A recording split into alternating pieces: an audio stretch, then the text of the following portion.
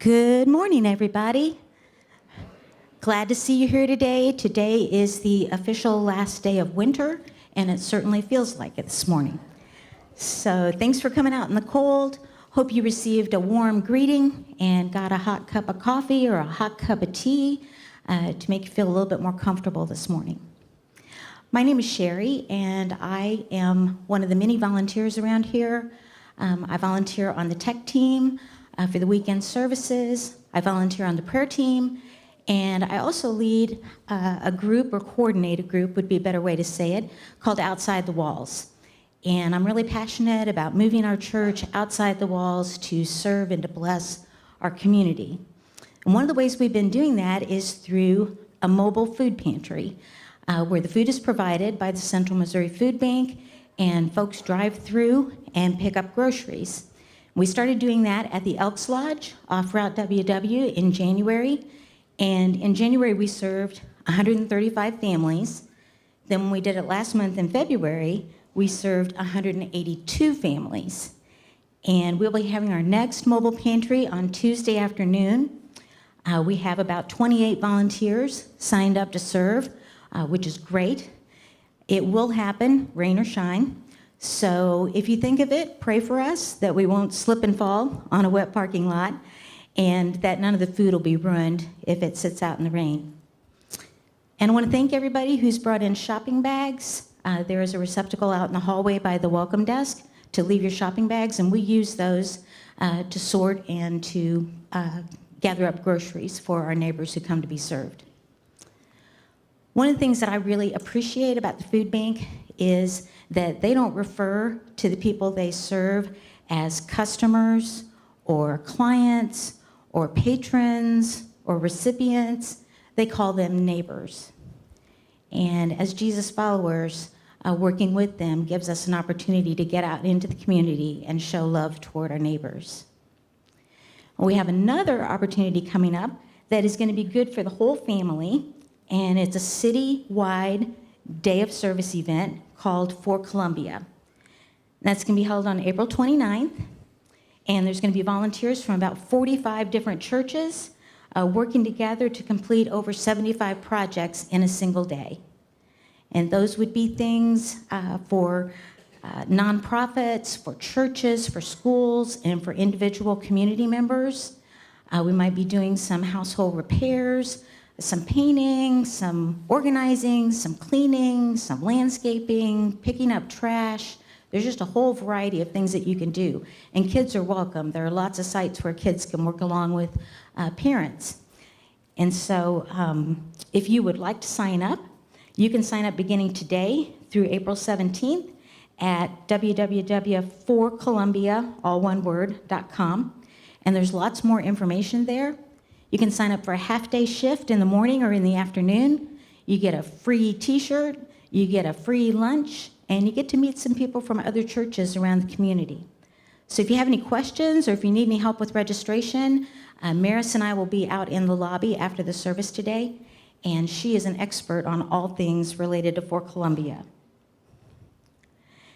Easter's coming up in about 3 weeks, and please mark your calendars to remember that we're going to have 2 services for Easter this weekend. We'll be having a service on Saturday night, April 8th at 6 p.m., and there will be no Kid Crest that night. And then we'll have our normal Sunday service on April 9th at 10 a.m. We hope that you'll take that opportunity to invite somebody to come along with you, because Easter is always a great celebration at Woodcrest. Today we're going to continue our current series, Restory. And Kelly's going to be with us today as we explore the story of Esther. But before that, our band's going to lead us this morning in praise and worship, so please stand up and sing.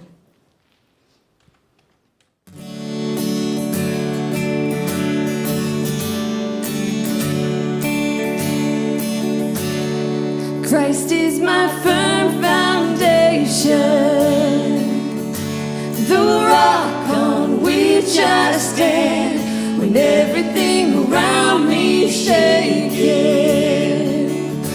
I've never been more glad that I put my faith in Jesus.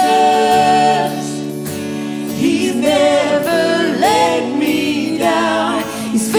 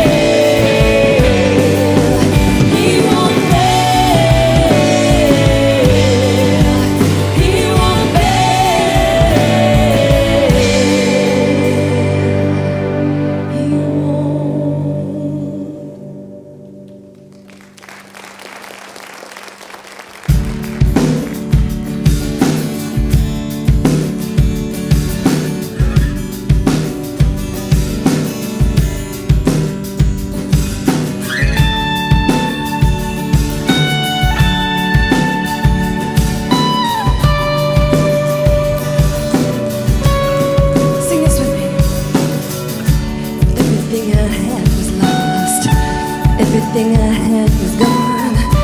Everything I knew was suddenly a fraud, and all I had was you holding on. Would it all be the same? Could I find beauty in the pain? Would I sing your praise? Would I seek your face? I raise my voice loud and sing, tell them all what you've done for me. Even in my darkest days, I'm gonna sing your praise. I raise my voice loud and sing, tell them all what you've done for me. Even in my darkest days, I'm gonna sing your praise.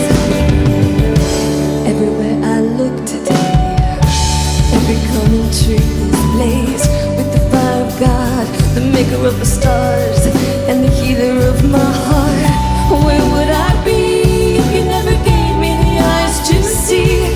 I praise you, oh, I praise you. I raise my voice loud and sing, tell them all what you've done for me.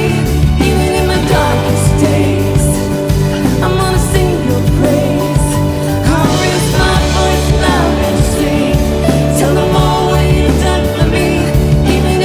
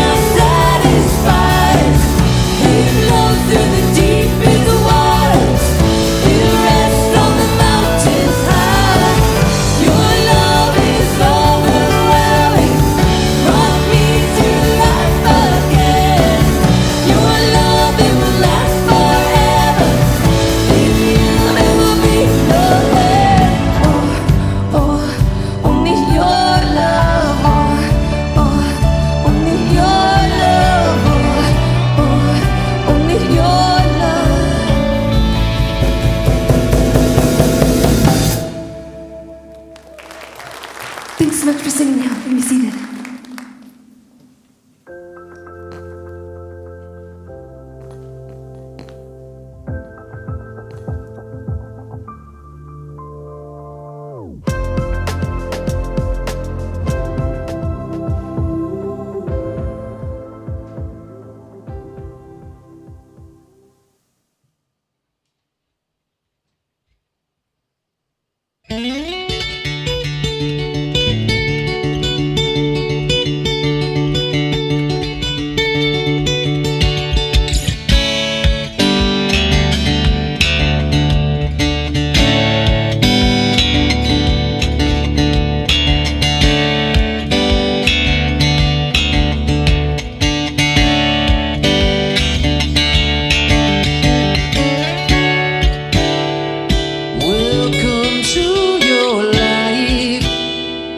There's no turning back.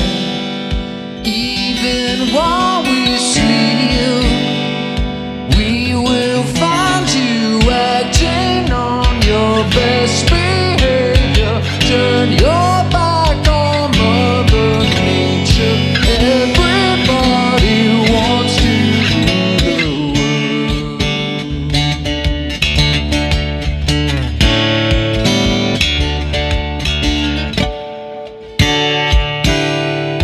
It's my own desire, it's my own remorse.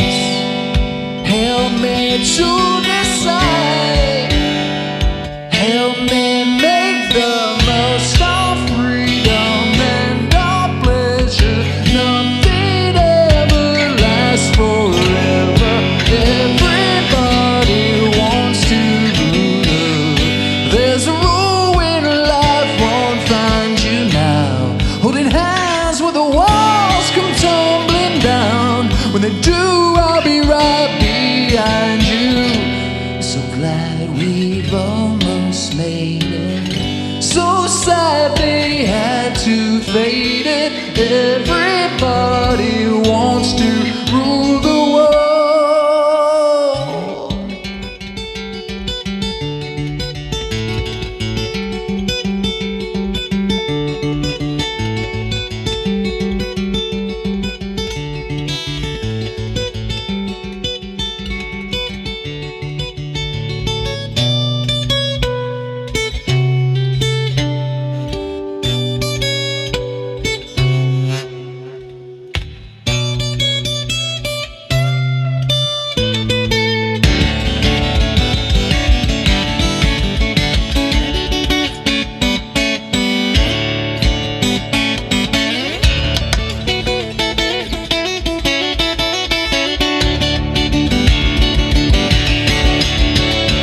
I can't stand this indecision, bearing with a lack of vision.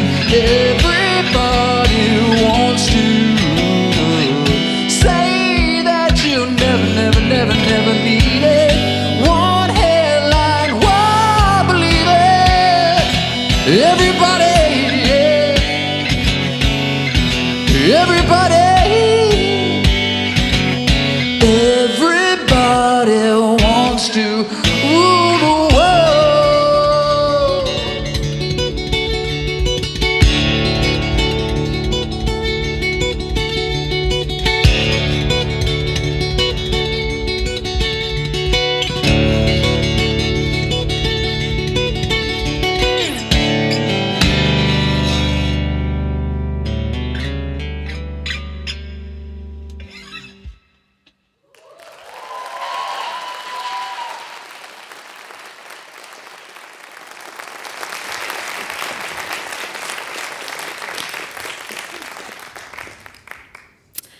So what do you think? Everybody wants to rule the world. How about you, though? I mean, if you really got the opportunity to rule the world, would you take the opportunity? Maybe some of us would say, yeah, I'd like a shot at that. Maybe some of us would say, absolutely not. There doesn't sound like anything worse.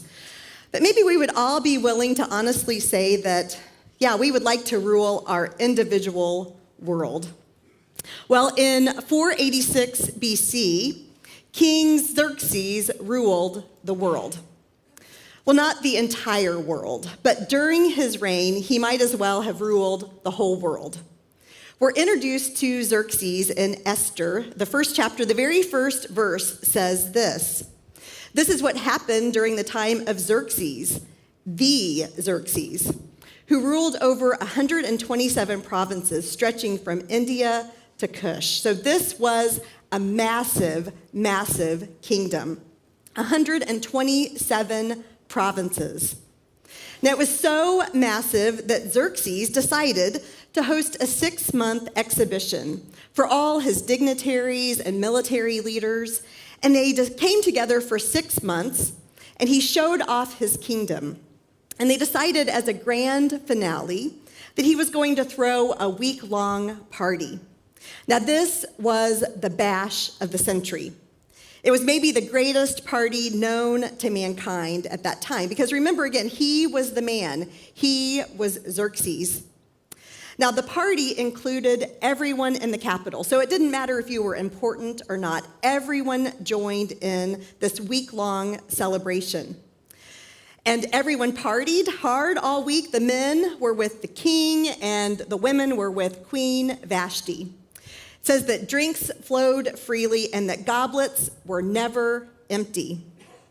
So after a week of partying, realizing that he had exhausted all of his bragging rights, except one, in his drunken stupor, the king had what he thought was a brilliant idea to bring down the house with one final display of his superiority. We read that on the 7th day, when King Xerxes was high in spirits from wine, he commanded those who served him to bring before him Queen Vashti, wearing her royal crown, in order to display her beauty to the people and the nobles, for she was lovely to look at. Now, we could probably all agree that our best decisions haven't been made when we're in a drunken stupor. And this was definitely not a good idea. To bring your queen, your wife, down with her crown on and to parade her in front of all of these drunk men. This was not a good idea at all. And this was not a plan that Vashti was interested in. When the attendants delivered the king's command to her, she refused to come. I can only imagine her saying, "Absolutely not. There is no way." And I don't blame her. Now, there are different speculations on why she refused the king's request, but ultimately, this was Vashti's line. You see, every week in this Re-Stories series, we've explored lines that people have drawn. So the last couple of weeks, we explored how Shadrach, Meshach, and Abednego drew their line. They refused to bow to this huge golden idol. We saw that Joseph drew a line, and he refused to have an affair with Potiphar's wife. We see that Judah's line was to make things right with Tamar, and that Moses' line was to let God lead through him. And so as we've explored these lines, we see that drawing lines took courage. Now, courage is a word maybe that we hear, but what does it mean? Well, courage means to stand in the face of danger, to stand in the face of fear or difficulty. Brené Brown writes that courage is to speak one's mind by telling all one's heart. So courage puts our vulnerability on the line. It challenges us to speak honestly and openly about our feelings and our faith and our experiences. Courage challenges us to act. It challenges us to draw a line. So in these Re-Stories, we've seen courage juxtaposed with control. Courage challenges control. So really, control, if we were to define it, is when someone longs for or demands that everything go according to their plan or their way. Control may lead you or others to want to rule the world, or maybe just rule your world. You know, as humans, we struggle with control, wanting our own way. Wanting control is really just part of our human condition. It's our default setting. And sadly, this often spills over in an attempt to control others, often allowing us to treat people as roadblocks to be dealt with or pawns. You see, when courage challenges control, someone else's control, oftentimes that person responds or reacts in a negative way. And we've seen this play out in control as we've looked at these stories. So for Shadrach, Meshach, and Abednego, again, they were courageous and they drew their line, but it challenged King Nebuchadnezzar's control, and he threw them in the fiery furnace. And for Joseph, when he drew the line with Potiphar's wife, she reacted, and she claimed that he had raped her, and so he got put into jail. So when Queen Vashti drew this line, it took great courage. She challenged Xerxes' control, and it infuriated him. He was so irate when things didn't go the way that he wanted. He met with his advisors, and a decision was made to banish her as queen. Well, not long after her banishment, King Xerxes was on the hunt for a new wife. So young women in the kingdom were selected sort of as forced participants in a beauty pageant style selection process. They were given a year's worth of beauty treatments, and then one by one, they were presented to the king. The one who was to find favor with Xerxes would become his wife. Well, there was a young beauty named Esther who caught the king's eye, and she was chosen as the new queen. Now, Esther was an orphan that had been raised by her older cousin named Mordecai. And Mordecai and Esther were Jewish, but Jewish people weren't treated kindly in Xerxes' kingdom. And so Mordecai encouraged Esther to keep her nationality a secret from everyone, including her husband. And so Esther kept that from Xerxes. Now, Mordecai worked as a gatekeeper at the king's palace. So when Esther was selected as the new queen, he was able to keep an eye on Esther. Now, another interesting side note to keep in mind about Mordecai that's going to be important to remember as we wrap up the story later is that Mordecai had uncovered a plot to assassinate Xerxes, and he intervened, and Xerxes' life was saved. Now, another person that we must also mention is Xerxes' prime minister. His name was Haman. Now, after Haman was appointed as the prime minister, people began to bow to him because of his position. And Haman loved the attention. He loved it when people bowed down to him. And everyone bowed down to him except Mordecai. Mordecai refused to bow to anyone but God. That was Mordecai's line. Now, again, his line took courage, but it also messed with Haman's desire for control. Well, Haman reacted. He was so angry that Mordecai wouldn't bow down to him that he vowed not only to punish Mordecai, but to exterminate every living Jew in the empire. Again, this was a huge empire of 127 provinces, and part of those provinces was Israel, where so many of the Jews lived. And so Mordecai was in danger of death because he refused to bow. And so Haman, again, wanted to wipe out all the Jewish people. He wanted to remove any roadblock that was in his way. So he concocted this plan. He convinced the need of this genocide to Xerxes, who then ended up agreeing to the plan. He put it into law, and then he sealed it as an irreversible law. Well, when Mordecai heard of this new law, of course, he was devastated, and he was overwhelmed with grief for himself and for his people, God's chosen people. We read that he tore his clothes, he put on sackcloth and ashes, and went out into the midst of the city and wailed loudly and bitterly. And as he went as far as the king's gate, for no one was to enter the king's gate clothed in sackcloth. And in each and every province where the command and decree of the king came, there was great mourning among the Jews with fasting and weeping and wailing, and many lay on sackcloth and ashes. You see, this irreversible law was devastating. All the Jewish people feared for their lives, and they knew that they were going to be annihilated. So grief filled the air in all the provinces, all throughout the kingdom. People were wearing sackcloth and ashes, and they were fasting and weeping and wailing. But interestingly, meanwhile, in the king's house, Esther had heard that Mordecai was mourning, but she had no idea what was going on. You see, as queen, she was so insulated that she had no idea what was happening with her people. Now, this may bring up a question for us, like, how in the world did she not know? And yet, friends, can't we too get so insulated that we can lose touch with others? So this just wasn't an issue back then for royalty, but we too can get so focused on our own world that we lose touch with what others are going through.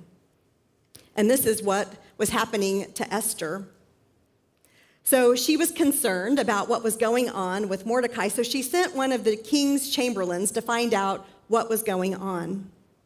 Mordecai sent back a message explaining this whole diabolical plan and encouraged her to intercede with the king. He urged her to reveal her identity as a Jew and to plead for her people's salvation. Now, as we hear this plea, we may think, yeah, that sounds completely reasonable for her to talk with the king, to tell him what was going on, maybe over dinner or as they're hanging out in the palace together, to let him know what was going on. But that's not how a royal marriage worked at that time. You see, their marriage wasn't one where they hung out in the palace together or even had dinner together. You see, Esther could not even go to Xerxes without him calling for her. It was actually against the law for her or for anyone else to approach the king. And if she did approach him and he didn't receive her, it would mean that she could be killed. So he had to call for her. So this was Esther's response to Mordecai. All the king's officials and the people of the royal provinces know that any man or woman who approaches the king in the inner court without being summoned, the king has but one law, that they be put to death unless the king extends the gold scepter to them and spares their lives. But 30 days have passed since I was called to go to the king. So here's what Esther is saying to Mordecai. She's saying she could go to the king, but if he didn't extend his golden scepter and receive her, she would be killed. And then she's also saying to Mordecai, and I haven't seen him for a month. So there was a slim possibility for Esther. She could go, but again, if she wasn't received, she would be killed. And so she's saying, this is a long shot. Well, when Esther's words were reported to Mordecai, he sent back this answer. Do not think that because you are in the king's house, you alone of all the Jews will escape. For if you remain silent at this time, relief and deliverance for the Jews will arise from another place, but you and your father's family will perish. And who knows but that you have come to your royal position for such a time as this. You see, Mordecai encouraged Esther to be courageous, even though it was risky and potentially life-threatening.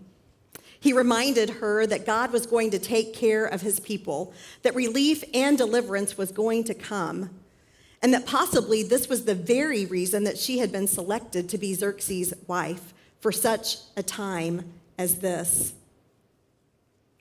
Well, Esther took heart what Mordecai had said, and she replied, Go assemble all the Jews who are found in Susa and fast for me. Do not eat or drink for 3 days, night or day.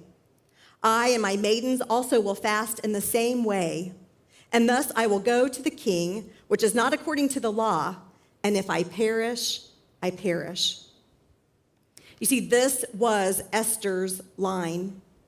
When she had an opportunity to be a part of God's plan to save his people, she was courageous and willing to let God live and love through her, no matter what the cost.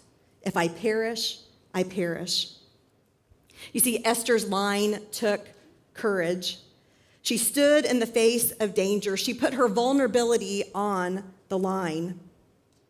We see that Esther was courageous in pausing before acting. She didn't rush the king and try to control him. You see, control rushes in where courage waits on God. Esther waited on God by practicing the spiritual discipline of fasting. For 3 days, she and those fasting alongside her abstained from food, and they focused on prayer, communion, and dependence on God. So we see that Esther paused before acting. And then we see God work. God laid it on the king's heart to extend the golden scepter, and Esther approached the throne. So again, what seemed like a long shot in God's economy was an open invitation, because nothing is a slim possibility in God's economy. We also see that Esther was courageous in her actions. Instead of blurting out the problem right then and there, she invited Xerxes and also Haman to dinner that evening. Esther spoke with kindness and dignity rather than selfish demands or angry accusations. And then at that dinner, she invited them both to a second dinner the following evening. And we see God work again. On the night between the banquets, Xerxes could not sleep. So he asked for the record of his reign to be read to him. And the record was the story of the assassination plot against him that Mordecai had discovered and exposed. So when Xerxes asked how Mordecai had been honored for this courageous act, he was told that nothing had been done. Well, funny enough, the next day, Xerxes had Haman honor Mordecai. So remember, Haman, who wanted to kill all the Jews because Mordecai refused to bow down to him, now had to honor Mordecai. And so in honoring him, he was putting on a royal robe. So Mordecai had a royal robe on. He was put on horseback, and Haman had to lead him through the streets, declaring, "This is what is done for the man who the king delights to honor." So after honoring Mordecai all day, Haman went home with his head covered in grief until he was summoned for the next dinner at the palace, his second dinner there. Well, at the second party, Esther spoke courageously again. She revealed her Jewish roots, and she exposed Haman's plot to kill her people. Well, in his fury, Xerxes ordered that Haman was to be hanged, and Mordecai was made the new prime minister. So Esther was courageous in her actions. So friends, our big idea for today is that when Esther had an opportunity to be a part of God's plan to save his people, she was courageous and willing to let God live and love through her. You see, Esther showed tremendous courage by risking her life to save her people. Her willingness to speak up in the face of danger serves as a reminder that sometimes we too need to take risk in order to do what is right. So as we consider this, where is God asking you to be courageous? Where is God asking you to let him live and love through you?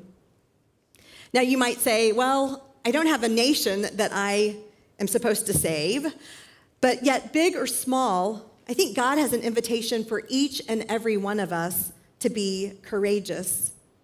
And so to do so, we must follow Esther's example. So as we consider what God might be asking us, first, like Esther, we need to pause before we act. We see that Esther paused and she prayed and she fasted. And so we too must pause. You know, in so many situations that we face day in and day out, it's like we're at a crossroads. And we can either go down the road of control or the path of courage. Now, the road of control is one that's a well-worn path. It's our human tendency. We go down that road quite a bit. This is where we take matters into our own hands, or we surrender our control to someone else and let them take charge. Now, the road of control is our default setting. And in psychology, this is actually called the stimulus response theory. So basically, what stimulus response says is that something happens, maybe something doesn't go our way, and then we respond. And we respond most times without thinking. It's just our unconscious response or our knee-jerk reaction. So even thinking back over this past week, there's probably situations that have come up for you, or maybe even today, where something didn't go your way and you reacted. That's that stimulus response. And so often we react in ways that aren't loving and aren't kind. So sometimes it happens when we're driving, or when we're at work, or when we're relating to those with us. And so we go down this road of control and we react without thinking. But instead, God invites us, instead of going down that road of control, to go down the path of courage. This path is one where we pause before we act, where we acknowledge God and ask for his help. So to help us choose the path of courage, Viktor Frankl encourages us to have a pause between the stimulus and response. He writes, between stimulus and response, there is a space. In that space is our power to choose our response. And our response lies our growth and our freedom. So again, we can't control those triggers or those situations that happen in our life, especially those things that don't go our way. But instead of reacting down the road of control, we can pause and we can ask God to show us what he would have us to do. We can create a sacred pause and to let him live and love through us. You see, for Esther, she took 3 days to fast and to pray and to seek God. And God invites us to pause and acknowledge him before we act. And friends, that's in the little things that we do all the way to the big, to pause before we act, to pause before we speak. And then second, like Esther, we need to be courageous in how God is leading us to act. Esther was courageous to wait on God and then to follow the ways that he was leading her. And so for you, as you consider where God might be asking you to be courageous, maybe his invitation is for you to be courageous and loving God and others and yourself. You know, when Jesus was asked what the greatest commandment was, he said it was to love God with everything, your heart, mind, soul, and strength, and to love your neighbor as you love yourself. And so your invitation might be to have courage to love all people, or courage to take that first step to repair a broken relationship. Or maybe God is inviting you to have courage to work on yourself, to work on some of your hurts, or some of your habits, or some of your hang-ups. Or maybe God is inviting you to have courage to be in relationship with him, to share with him what you're thinking and feeling, to ask him to lead and guide you, to be with him daily as you're reading his word. So maybe your invitation is to be courageous in love. Or maybe God is inviting you to courageously take a risk. Last week, Matt said that as Christians, we are little Christ in our world. And he said, if you have faith in God, it will stand out. You're going to be weird as you serve and love Jesus. And so God might be inviting you to be courageous in living out your faith. He might be leading you to get out of your comfort zone, and maybe it's asking someone to join you at church or come and join us on Easter. Or maybe it's inviting someone to have coffee or have lunch where you're sharing more about your faith. Maybe your invitation might be meeting someone that you haven't met before in your neighborhood or at your workplace. There are so many ways that God might be inviting you to let your faith stand out in our world. Now, friends, wherever God is asking you to be courageous, remember God is in control. He's in control of everything. There's a story I know that probably most of us are familiar with. It's one we share, I think, here some, and it's the story where Jesus was on the boat with the disciples and a storm came up. And Jesus is asleep on the boat, and the disciples definitely had a stimulus response reaction. So when the waves are crashing over, they're believing that they're going down, that they're going to die. And so they come and they shake Jesus and wake him up and say, we're drowning, we're going to drown out here. And yet we see Jesus pausing. He calms the winds and the waves. And so as he does this, the disciples say, "Who is he that the winds and the waves obey him?" Well, friends, today as we consider the ways that God might be leading us to be courageous, I want to remind us all that the winds and the waves still obey him. Jesus, who silenced the winds and the waves, is with us and will give us the strength to do what he is asking us to do.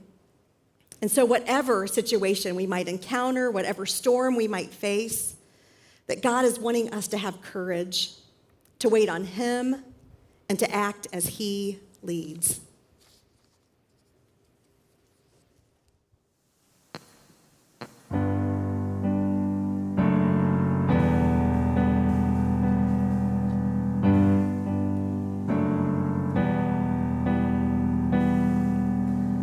Grand earthquake before, moved by the sound of his voice. Seas that are shaken and stirred can be calmed and broken from my regard. Through it all, my eyes are on you. Through it all, it is well. Through it all, my eyes are on you. And it is well with me.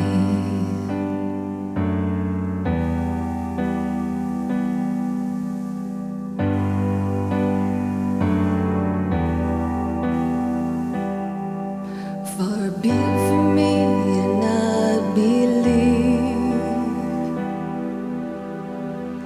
even when my eyes can't see. And this mountain that's in front of me will be thrown into the midst of the sea. Through it all, my eyes are on you. Through it all, it is well. Through it all, my eyes are on you. And it is well. It is well. So let go, my soul, and trust in him. The waves and wind still know his name. So let go, my soul, and trust in him. The waves and wind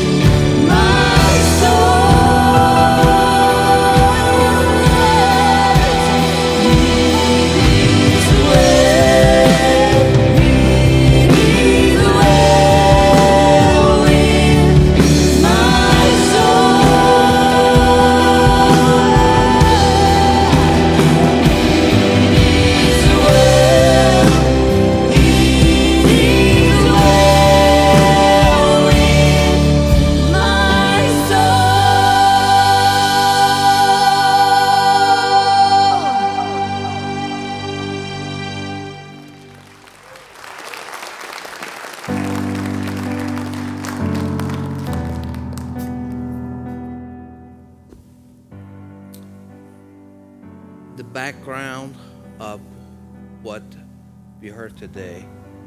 Now we are entering, partaking communion together as a body.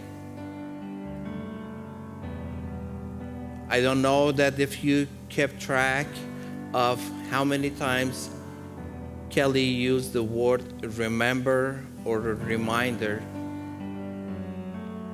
That's the heart of Jesus instructing his disciples to remember in his remembrance.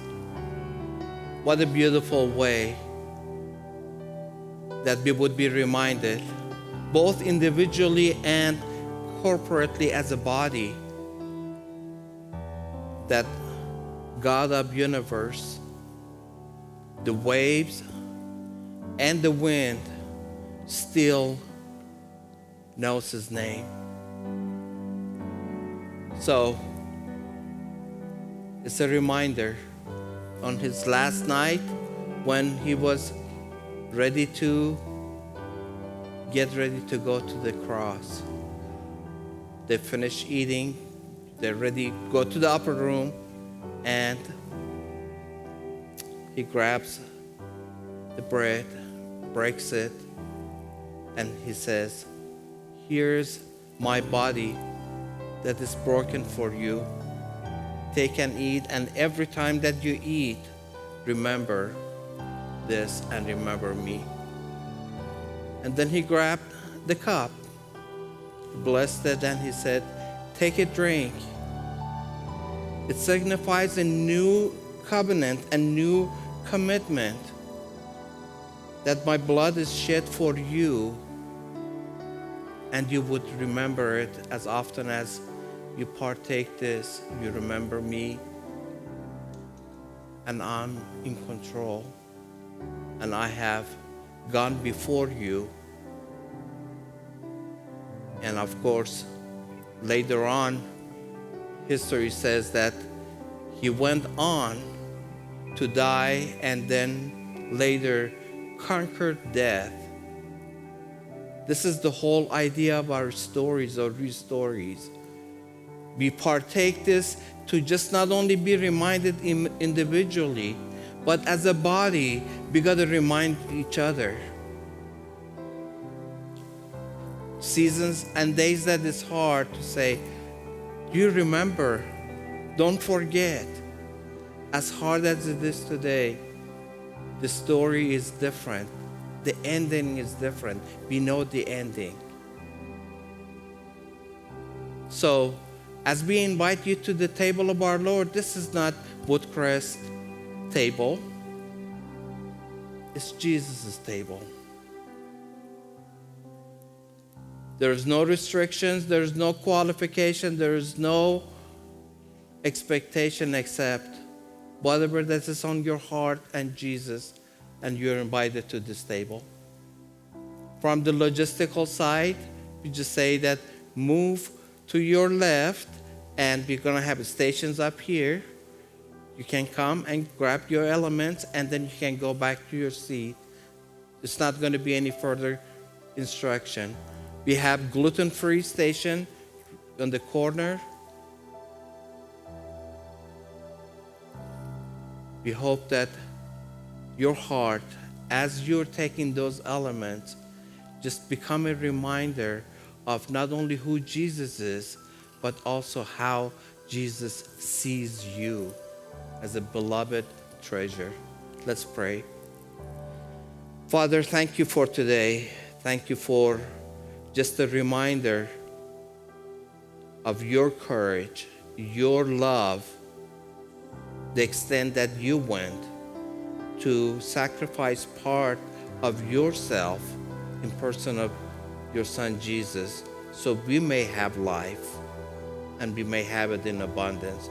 As we are taking the elements of communion together as a body that we call Woodcrest, Father, would you, in a renewed way, give us a shot of encouragement, courage, and then also tenacity to stay faithful because you've been faithful. We love you. We give you this time. Amen. Would you come to the table of our Lord?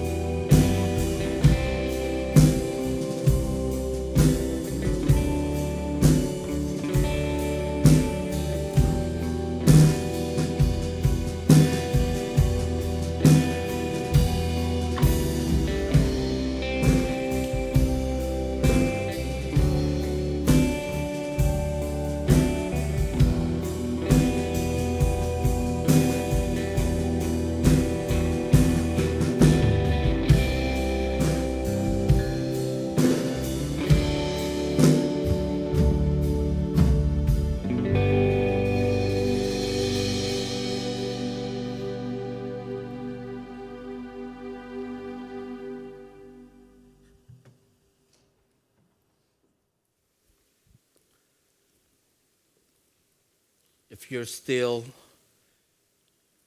contemplating and as you're taking the elements, so I don't want to break that moment for you, so you don't mind me as I'm talking to the rest. We are really grateful that you were here today.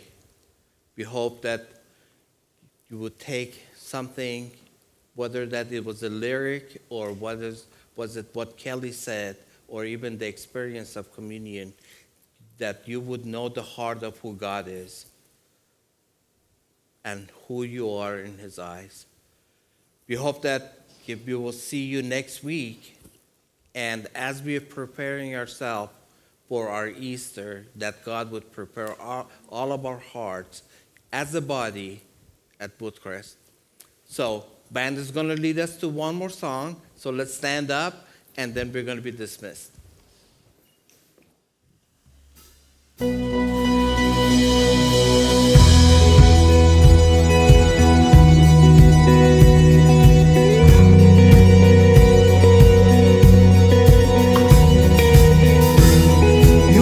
So great, Jesus, in all things.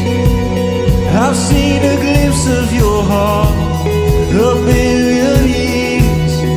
Still I'll be singing. How can I praise you enough? How can I praise you enough?